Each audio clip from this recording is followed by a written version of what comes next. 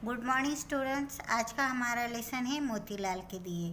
अध्यापक के दायित्व को निभाते हुए मास्टर मोतीलाल में समाज में अपने सद्व्यवहार से इस प्रकार के दिए बनाए हैं कि वह समाज में धर्म का सच्चा रूप कैसा होता है, शिक्षा हमारे जीवन को किस प्रकार आलोकित करती है, आत्मसंतोष और कर्मशीलता से समाज से भ्रष्टाचार किस प्रकार दूर किया जा सकता है। इस प्रकार की बहुत ही महत्वपूर्ण बातें हम इस लेसन में पढ़ने वाले हैं।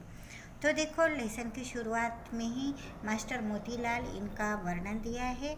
तो हम पहले मुलाकात करते हैं। गांव में जाते ही एक अजीब आदमी से हमारी मुलाकात होती है और उससे हम आपको मुलाकात करवाना चाहते हैं। उनका नाम है मास्टर मोतीलाल। उनका काम है पढ़ाना। जमा पूंजी के नाम पर सिर्फ उनके पास एक टूटा फूटा उनका कच्चा मकान है और मकान में ज़रूरत की चीज़ें भी हमको कम ही मिलती है। शरीर भी कमज़ोर लगता है, लेकिन चेहरे पर अपूर्व शांति है। अपूर्व शांति का अर्थ दिया है, देखो, ऐसी शांति जो पहले कभी हमने देखी नहीं हो। इस प्रकार की शांति मास्टर मोतीलाल इनके चेहरे पर है। कपड़ों से गरीबी झलकती है, लेकिन आँखों में संतोष जगमगाता है। बाल सफ़ेद हो गए हैं, लेकिन उत्साह अभी भी जवान लगता है। आप पूछेंगे कि इसमें अजीब क्या बात है। बहुत सारे लोगों को हम जानते हैं, बल्कि एक तो यही पड़ोस में रहते हैं। थोड़ा रुकिए साहब, पूरी बात तो आपने सुनी ही नहीं मास्टर मोतीलाल के बारे में। दरअसल अजीब बात यह है कि दीपावली की रात जब सारा गांव रोशनी से झलमल करता हुआ तारों को शर्मिंदा करता है, तब मास्टर मोतीलाल का घर अंधकार में डूबा रहता है। इतनी दीपावलियाँ आई और गई, लेकिन आज तक हमने कभी मास्टर मोतीलाल के घर में दिया जलता देखा नहीं, और यह इच्छा हमारी बनी ही रही, कभी वह पूरी नहीं हुई। आप कहोगे कि कोई होगा, कोई दुख बेचारे को जो दीपावली के दिन दिए नहीं लगाते।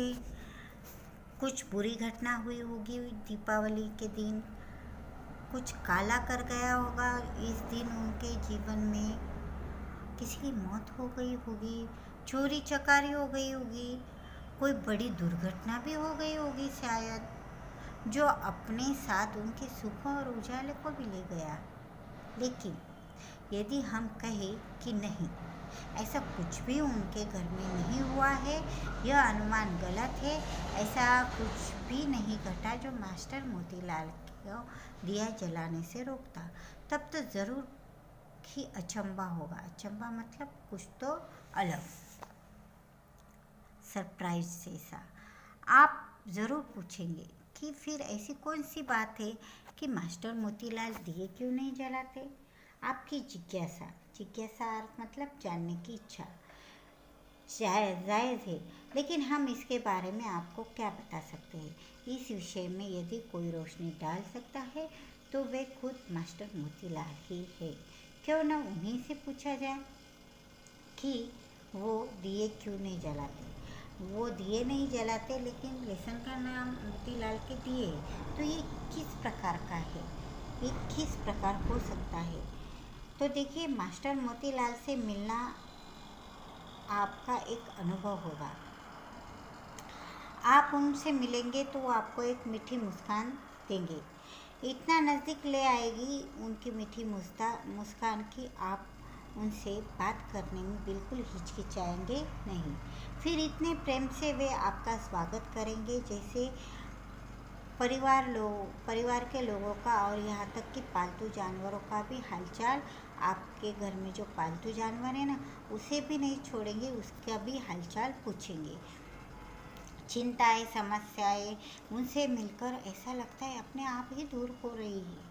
आप घंटों उनके पास बैठे रहेंगे, लेकिन आपको लगेगा कि अभी मैं 2 घड़ी पहले ही तो आया था और बैठना चाहता हूँ इनके पास। लेकिन बातों बातों में आप मास्टर जी से असल बात पूछना मत भूल ही जाइएगा कि वे दिए क्यों नहीं जलाते, क्योंकि जैसा कि मैंने आपको बताया, इसका सही जवाब तो वे ही दे सकते हैं।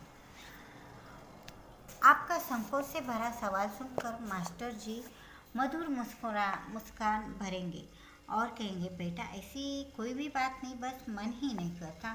आपको इस जवाब से संतोष नहीं होना चाहिए, किसी को भी नहीं होना चाहिए। आप कहेंगे, लेकिन मास्टर जी आप बुरा मत मानिए, कोई बात तो होगी। आप नहीं बताना चाहते तो मत बताइए, मैं तो यूँ ही पूछ रहा था। तब मास्टर जी आपको क्या करेंगे? अध्यापकों की ज़िंदगी तो अपने शिष्यों के लिए एक खुली किताब रहती है। मास्टर जी मुस्कुराते हुए कंधे पर हाथ रखते हैं और आपको लगेगा कि ना कि आपने यह क्वेश्चन पूछा है, ना कि आपने इनको यह पूछा तो नहीं दिए जलाते, नहीं दिए जलते, कौन सा पहाड़ टूट पड़ा है। आप चाहेंगे कि मास्टर जी सवाल का जवाब न दे, क्योंकि उन्होंने आपके कंधों पर हाथ रखा है। हो सकता है वो भावुक हो जाए, हो सकता है वो गुस्सा हो जाए, आपके दिल में बहुत कश्मकश चालू रहेगी, बहुत सवाल उठेंगे। मास्टर जी आपके मन की बात जान लेंगे, इसलिए भी सीधी जवाब नहीं देंगे।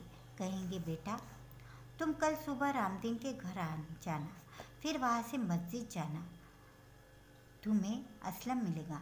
वहाँ से तुम कलेक्टर के दफ्तर में जाकर उनके चपरासी बलवंत से मिलना। तब तक दिन ढल जाएगा, फिर तुम प्रौढ़ शिक्षा केंद्र में जाकर प्रकाश से मिलना। इस प्रकार 4 जगह मोतीलाल जी ने आपको जाने को कहा। पहला रामदीन के घर, फिर असलम से मिलने का मस्जिद में, उसके बाद कलेक्टर ऑफिस में बलवंत चपरासी से मिलना, और चौथा स्थान है प्रौढ़ शिक्षा केंद्र में जाकर प्रकाश से मिलना। हुई ना? आपके मन की बात मास्टर जी ने जवाब तो दिया नहीं, बल्कि आपके जाने का रास्ता साफ कर दिया। मतलब आप यहाँ मत बैठिए, आपने जो पूछा है उसका उत्तर शायद इन 4 स्थानों पर मिलेगा, इसलिए आप जाइए। आप हाथ जोड़कर उठ जाएंगे, लेकिन आते आते सोचेंगे कि आदमी सचमुच अजीब है, इतने सवाल का जवाब देने की बजाय इन लोगों से मिलने को क्यों कहा है। यह भी कोई बात हुई? छोड़ो, अपने को क्या लेना, जैसा भी है अच्छा है। आप घर जाकर चैन से सो जाएंगे। लेकिन सुबह उठते ही मास्टर मोतीलाल ने उन लोगों से क्यों मिलने को कहा है, इस विचार में आप चले जाएंगे। किसी भी कोण से आपका मन उन्हें मूर्ख मानने को तैयार नहीं है, क्योंकि आपने उनके साथ जो समय बीता है वह किसी उच्च व्यक्ति के साथ बिताने पर जो अनुभव मिलता है, किसी महान व्यक्ति के साथ बिताने पर जो अनुभव मिलता है, उनसे मिलेगा। पहल जाना था। हाँ, रामदीन के घर। हाँ, तो आप विचार कर रहे थे और आपको याद आया कि आपको शुरुआत में किन के घर जाना है? रामदीन के घर। उसके बाद मस्जिद में जाना है, असलम से मिलना है, असलम से मिलने के बाद कलेक्टर ऑफिस में जाना है, बलवंत से मिलना है, और शाम होने के बाद आपको मिलना है प्रकाश से, जो प्रौढ़ शिक्षा केंद्र में है। रामदीन के घर जाकर पहुंचकर आप दंग रह जाते। क्या गांव में भी कोई आदमी इतनी सफाई से और सलीके से रह सकता है? बाहर से ही घर जैसे आपको अंदर बुलाता नजर आएगा। घर के आंगन में छोटी छोटी क्यारियों में फूल पौधे झूम उठे आपको दिखाई देंगे। एक और पालतू पशुओं का बेड़ा है, जिसमें गंदगी का कहीं नामो निशान तक नहीं। घर के लोग अपने कामों में लगे हुए दिखाई देंगे। कोई अफरा तफरी नहीं, कोई उठा पटक नहीं। यहाँ तक कि आपको घर की ओर देखता पाकर रामदीन के पिता पूछते हैं। जैसे ही आप घर की ओर देखते हैं तो रामदीन के पिता सामने आते हैं और आपसे नमस्कार कहते हैं और किससे मिलना है यह पूछते। जैसे आपने कहा रामदीन से, तो उनके पिताजी आपको रामदीन से मिलवाने के लिए लेकर जाते हैं। आइए चलिए।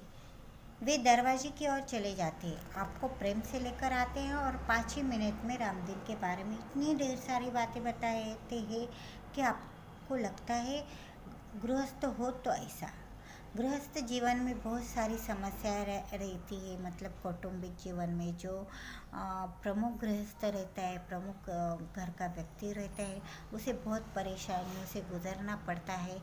इससे उसके मतलब वो बहुत चिड़चिड़ापन आता है उसके मन में, तो वो घर में भी उस तरह का व्यवहार करता है। तो घर का वातावरण भी हमेशा कैसा होता है, संतुलन वातावरण घर का बिगड़ जाता है। तो आप जब रामदीन यह ऐसा गृहस्थ हो सकता है, यह सुनकर आप सोच में पड़ जाते हैं। रामदीन सुबह उठता है, भगवान का नाम लेता है, फिर माता पिता के चरण छूकर उनका हालचाल पूछता है। इसके बाद अपनी बीवी और बच्चों के पास कुछ पल बैठता है और फिर गाय भैंस और अपने पालतू जानवरों को दुलारता है, उनको प्यार करता है। घर के लोगों की काम में मदद करता है और घर की समस्याएं सुलझाने के लिए समय निकालता है। ऊंचा नहीं बोलता, शाम होते ही अपने घर लौट आता है। ज़्यादा देर तक रात तक घर के बाहर नहीं रहता है। कोई ऐब नहीं, कोई गर्व नहीं, कोई अभिमान नहीं, अहंकार नहीं, ज़्यादा धन दौलत कमाने की लालसा नहीं। खुश रहता है और खुशी बांटता है घर में। इतने में रामदीन आ जाता है, इतने प्रेम से मिलता है मानो आप उनके सगे संबंधी हैं, आप उनके रिश्तेदार हैं। उसे देखकर ही लगता है कि उसके बापू ने उसके बारे में जो कुछ कहा है वह पूरा का पूरा सच है। वह उस सबसे कहीं ज़्यादा गुणवान है और अच्छा इंसान है। आपको लगता है कि हमारी भाषा कितनी कमज़ोर है, पूरी बात वह बता ही नहीं पाती। अब आपको जाना है मस्जिद। रामदीन से तो मिल गए, आइए इस रास्ते से चले आइए। यहाँ से अंदर पैर रखते ही आप मस्जिद में ही होंगे क्या? आपको यह मस्जिद के बजाय मंदिर अधिक नज़र आएगा। क्यों? क्योंकि यहाँ मुसलमानों की बजाय हिंदू ज़्यादा दिख रहे हैं मस्जिद में। तो आइए एक हिंदू को पकड़ कर ही इसका कारण पूछे। अरे भाई ज़रा सुनना, यह मस्जिद है, मंदिर नहीं। क्या फ़र्क पड़ता है जनाब? वह जवाब देता है, मंदिर हो या मस्जिद, दोनों ही तो खुदा के स्थान हैं। यह तो हम लोगों के देखने का ढंग है, हम लोगों के देखने का नज़रिया है कि उसे राम के रूप में देखे या रहीम के। जाकी रही भावना, जैसी प्रभु मूरत देखी तीन तैसी। जैसे हमने प्रभु की मूरत देखी वैसा हमें प्रभु दिखेगा, वैसे हमें राम दिखेंगे, रहीम दिखेंगे। इसलिए हम मंदिर में भी उसी भाव से जाते हैं जिस भाव से मस्जिद में आते हैं। हमें दोनों ही जगह एक जैसी शांति और सुख और संतोष मिलता है। धर्म का काम तोड़ना होता है, धर्म का काम तोड़ना नहीं जोड़ना होता है। तोड़ने वाले तो मंदिर का भी बंटवारा करके एक एक ईंट अपने घर ले जाकर फिराक में रहते हैं। फिराक मतलब इच्छा में, तो हमें चिंता में, फेर में। मतलब कहीं पर मंदिर अगर किसी कारण टूट गया वगैरह, तो वो मंदिर किस प्रकार बनेगा इसका सोचकर लोग क्या करेंगे कि उस मंदिर की ईंटें अपने घर ले जाने के लिए उत्सुक रहेंगे। असलम साहब और पंडित दाता दीन से मिलवाओ, वे ही हमें ये सच्ची बातें बताएंगे। अहंकार, स्वार्थ, संकीर्णता और कटुता से मुक्त यह असलम साहब और पंडित दाता दीन है। जैसे लगेगा ये दोनों देवदूत हैं, ऐसे हमको लगेगा। तो असलम साहब और पंडित दाता दीन से हमें मतलब उनसे दूर जाने की तो इच्छा नहीं है, लेकिन हम जाएंगे क्योंकि हमें कलेक्टरी बंद होने का समय हो रहा है और हमें बलवंत से मिलने का है। कलेक्टरी बंद होने के लिए है, इसलिए कलेक्टरी में बलवंत तो है ही नहीं। यह हम कलेक्टरी ऑफिस में जाने के बाद हमें पता चला। कई काम से गया लगता है शायद, आइए पूछा जाए। उसका साथी चपरासी पूछने पर छूटते ही कहता है, क्या काम है साहब, मुझे बताइए। बलवंत तो नाकारा आदमी है, न तो वो किसी से एक पैसा लेता है, न ही और किसी को लेने को देता है। मतलब वह किसी से भी रिश्वत नहीं लेता। यह बलवंत चपरासी है। वह खास कलेक्टर के दफ्तर में लगा है, चाहे तो रोज़ 150 फीट ले जाए, लोग नोट लिए लिए उसके आसपास घूमते रहते, पर मजाल की उनकी और देख भी ले, गलत काम होने नहीं देता और ठीक काम करवाने के लिए रीढ़ चोटी का पसीना बहाने के लिए तैयार रहता है। आपको क्या काम है, मैं ही करवा दूंगा। नहीं, हमें तो बस उनसे मिलना ही था। आप कहते हैं साहब, आदमी हो तो बलवंत जैसा, हम कितना चाहते हैं कि उसके जैसा बने, पर क्या कोई आसान है उसके जैसा बनना। उससे उस चपरासी के मुंह से आहा जैसी निकल आती है बलवंत की गुणगान गाते हुए। और यह बहुत दुर्लभ बात है कि किसी के न होने पर उसकी अच्छाई या बताना, यह बहुत दुर्लभ बात। न होने पर उसके नामौजूदगी में। साहब, आदमी हो तो बलवंत जैसा, हम कितना चाहते हैं कि उसके जैसे बने, पर क्या कोई आसान है उसके जैसा बनना। उस चपरासी के मुंह से आह जैसी निकल आती है। बलवंत से मिलने की ज़रूरत अब नहीं रही, क्योंकि उसके बारे में बहुत सारी अच्छी अच्छी बातें हमें बाकी लोगों से मिल गई। शाम भी ढल चुकी है, चलिए प्रौढ़ शिक्षा केंद्र चलते हैं, देखें और वहाँ प्रकाश जी क्या गुल खिला रहे हैं। शायद आते आते हमें देर हो चुकी है। प्रौढ़ शिक्षा केंद्र में बहुत से लोग बैठे हैं। प्रकाश जी उन्हीं के बीच बैठे बातचीत जैसे माहौल में उन्हें पढ़ा रहे। नहीं, उन्हें वे क ख ग घ नहीं बता रहे, ए या 2 दूनी 4 ये भी नहीं पढ़ा रहे, बल्कि वे रोज़ाना के जीवन में आम तौर की बातें बता रहे, सिखा रहे। अपनी सफाई रखने के क्या लाभ होते हैं, अंधविश्वास से क्या नुकसान होता है, विचार किए बिना कोई भी काम क्यों नहीं करना चाहिए, स्त्रियाँ पुरुषों के समान क्यों है, हमारा आचरण अच्छा क्यों होना चाहिए, जाति से बड़ा कोई नहीं होता, कर्म से होता है, हम जितने अच्छे कर्म करेंगे उतने बड़े हम होंगे, कोई भी काम छोटा या बड़ा नहीं होता। इन और ऐसी जैसी बहुत सारी बातें प्रकाश जी सरल, स्पष्ट और प्रभावशाली ढंग से लोगों के सामने रख रहे थे, और लोग भी उन्हें गौर से सुन रहे थे।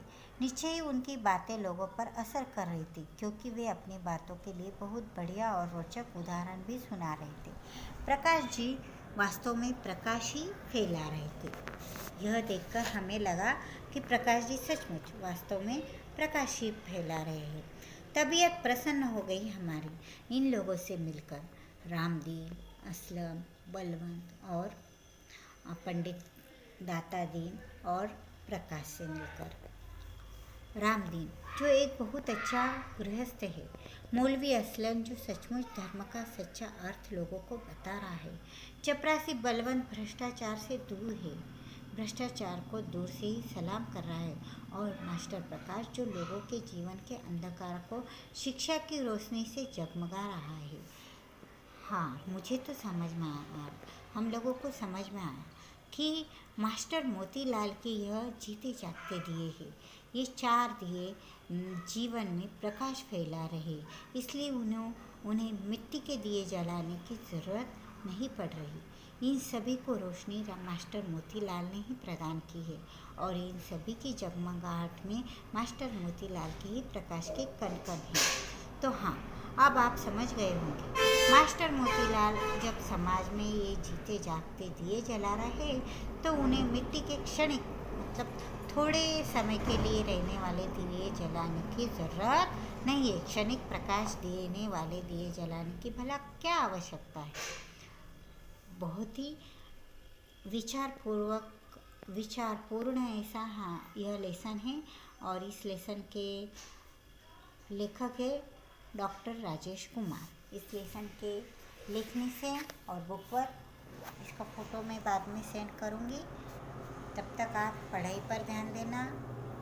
लेसन होने के बाद इस लेसन को ध्यान से पूरा पढ़ने का है। एक्सप्लेनिंग के बाद अगर लेसन को अच्छी तरह से पढ़ लिया जाएगा, रीडिंग करोगे आप लोग, तो आपके बहुत अच्छे से यह लेसन ध्यान में आ जाएगा। तो इस लेसन के लिखने से बाद में सेंड करूँगी और बुक वर्क। तब तक have a nice day, take care, bye.